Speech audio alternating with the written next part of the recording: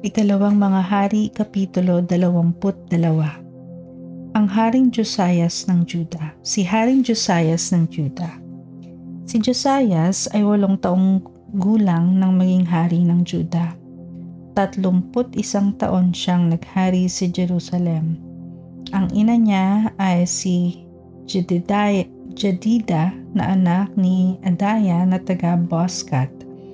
Naging kalugod-lugod siya kay Yahweh sapagkat sinundan niya ang halimbawa ng ninuno niyang si David na buong katapatang sumunod sa mga utos ng Diyos. Natagpuan ang aklat ng kautusan. Nang 18 taon ng paghahari ni Josias, inutusan niya ang kalihim niyang si Shaphan na anak ni Azalias at apo ni Mesulam na pumunta sa templo. Ang utos niya, pumunta ka kay Hilkias na pinakapunong pari at alamin mo kung magkano na ang salapi sa kabang yaman na nalilikom ng mga bantay pintuan. Pagkatapos, ipabigay mo sa namamahala sa templo upang ibayad sa mga karpentero, mga manggagawa at mga kantero. Dapat din silang bumili ng kahoy at batong gagamitin sa pagpapaayos ng templo. Hindi na nila kailangang magbigay ng ulat tungkol sa nagastos sapagkat sila'y taong matatapat.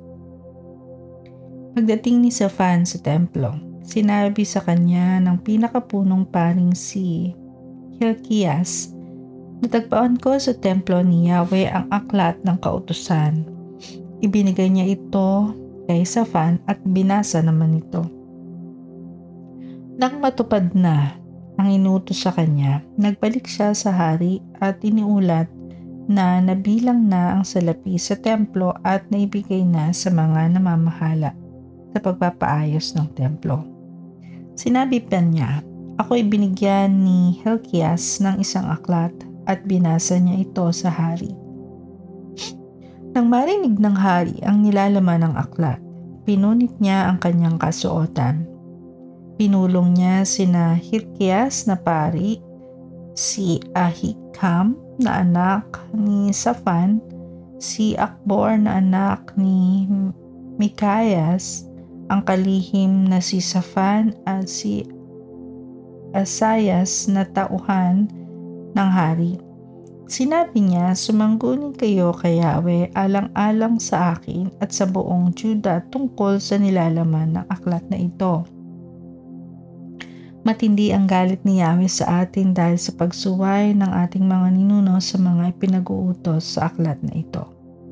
Ang paring si Hilkias at sina Ahikam, Akbor, Shaphan at Asayas ay nagpunta nga sa isang babaeng propeta na nagngangalang Hulda na asawa ni Salum, anak ni Tikya na anak ni Harhas, ang tagapag-ingat ng mga kasuotan ng mga pari.